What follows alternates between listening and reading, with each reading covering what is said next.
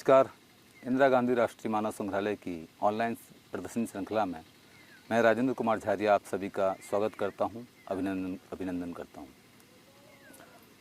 अभी तक हम सभी ने इस कोविड काल के दौरान अनेक प्रदर्शनियों को ऑनलाइन माध्यम से देखा। आज मैं एक बार फिर आपके सामने पवित्र वन संकुल से संबंधित एक प्रदर्श उमंग लई, जो कि मणिपुर राज्य का है, आपके समक्ष प्रस्तुत करता हूँ। हमारे देश के उत्तर पूर्वी राज्य मणिपुर में निवासरत मैतेई समुदाय में अपनी प्रकृति और पूर्वजों की पूजा संबंधी धार्मिक अनुष्ठान की समृद्ध परंपरा आज भी प्रचलित। यह प्राचीन परंपरा यहाँ स्थित वन, पहाड़ तथा जल स्रोतों को संरक्षित करने में महत्वपूर्ण योगदान स्वरूप है। कोब्रू, नांगमाईचिंग, थांगजिंग और वांगपुरेल नामक पहाड़ मणिपुर का लगभग 90% भाग चारों तरफ से संरक्षित करते हैं। मध्य में जो लगभग 10% भाग बचता है, उसमें मैतेई समुदाय निवासरत है। मैतेई समुदाय में मणिपुर के प्रथम शासक देवता पाखंगवा के अलावा अन्य देवी देवताओं के उत्पत्ति स्थल को उमंग लाई के नाम से जाना जाता है। यह स्थान मैतेई समुदाय द्वारा पवित्र माना जाता है तथा उनकी धार्मिक परंपरा अनुसार संरक्षित भी किया जाता है। इन समुदाय में प्रकृति को संरक्षित करने का विचार गहराई से समाया हुआ है और ये लोग वनों, पहाड़ों तथा जल स्रोतों को संरक्षित करने हेतु समय समय पर लाई हरावा नामक धार्मिक उत्सव पूरे उत्साह से मनाते हैं। लाई हरावा का अर्थ है भगवान को प्रसन्न करना। जल एवं वन संपदा के संरक्षण की परंपरा को केंद्र में रखते हुए मणिपुर राज्य के उमंग लाई नामक पवित्र प्रदर्श को सन 2001 में इंदिरा गांधी राष्ट्रीय मानव संग्रहालय तथा मणिपुर स्टेट म्यूजियम के सहयोग से पूरे विधि विधान के साथ भोपाल में स्थापित किया गया तथा तब से लेकर वर्तमान तक लगभग प्रत्येक वर्ष मणिपुर राज्य के पुजारियों और अन्य संस्थाओं के सहयोग से इस स्थल की देवी देवताओं की पूजा अर्चना एक अनुष्ठान के माध्यम से आयोजित हमेशा की जाती है। राजशाही काल के समय लाई हरोवा को 3 श्रेणियों में बांटा गया था, जिसमें अगर लाई गांव से संबंधित है तो इसके अनुष्ठानिक कार्यक्रम गांव के द्वारा आयोजित किए जाते हैं, जिसे खुनगी लाई कहते हैं। अगर लाई किसी वन से संबंधित है तो इसका आयोजन जो पुजारी होता है उसके द्वारा किया जाता है, जिसको अपो कप्पा लाई कहते हैं। लाई अगर किसी राजा से संबंधित है तो इसके जो आयोजन का कार्यक्रम है, अनुष्ठानिक जो कार्यक्रम है, वो राज्य द्वारा किया जाता है, जिसको रीगल लाई हरोवा कहते हैं।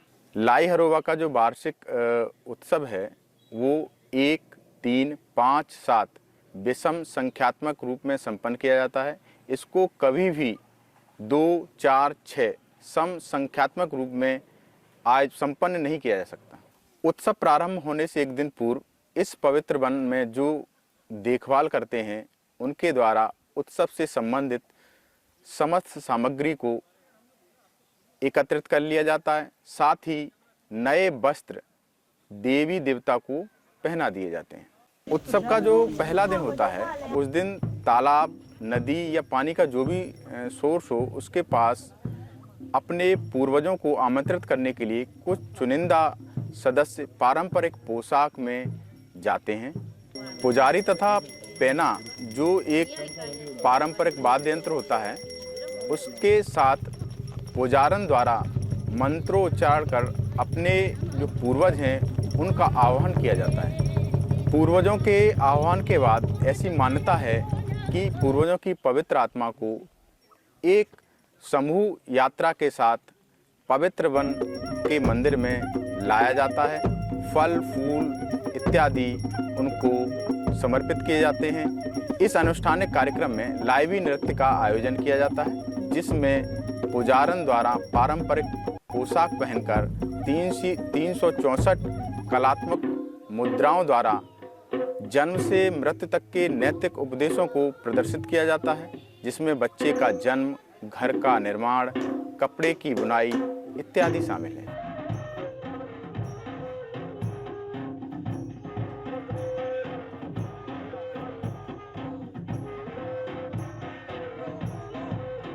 उमंगलाई नामक देवता के पूजन से संबंधित समारोह लाई हरोवा में पालकी यात्रा का एक विशेष महत्व है। इस अनुष्ठानिक उत्सव के दौरान देवताओं को पालकी पर विराजमान करके विभिन्न स्थानों पर ले जाने की परंपरा है। इस पालकी को पुरुष प्रतिभागियों द्वारा अपने कंधे पर पूरी श्रद्धा भक्ति इसमें लीन होकर एक स्थान से दूसरे स्थान पर ले जाया जाता है।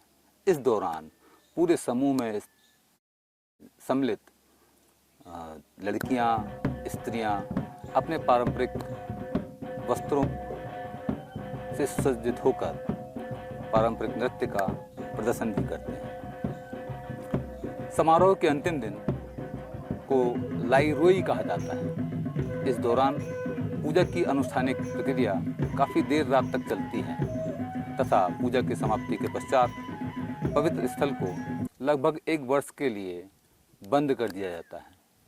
यह स्थल अगले वर्ष तभी खोला जाता है जबकि लाई हरोवा उत्सव किया जाता है। कहा जाता है कि यह अनुष्ठान तांगखुल नागा की नाट की उपस्थिति के बगैर अधूरा होता है। लाई हरोवा में पुजारिन द्वारा देवी देवताओं से आध्यात्मिक संबंध के माध्यम से जन जन तक नैतिक मूल्यों तथा उपदेशों का संवाद स्थापित किया जाता है, जिससे कि गांव, लोगों और भूमि को सुरक्षित व समृद्ध किया जा सके। इस संपूर्ण प्रक्रिया में महिला पुजारन की उपस्थिति मैतेई समाज में महिलाओं की सुदृढ़ स्थिति को दर्शाती है। साथियों, आज आपने मणिपुर राज्य के पवित्र वन संकुल उमंग लाई के बारे में जानकारी प्राप्त की। हम आशा करते हैं कि आपको यह एपिसोड पसंद आएगा और आपका सहयोग हमारे लिए बहुत ही प्रार्थनीय है। हम उम्मीद करते हैं कि आप इस महामारी के काल में सुरक्षित रहें, सावधान रहें, कोविड के नियमों का पालन करते रहें और हम सब से इसी तरह रूबरू होते रहें। धन्यवाद।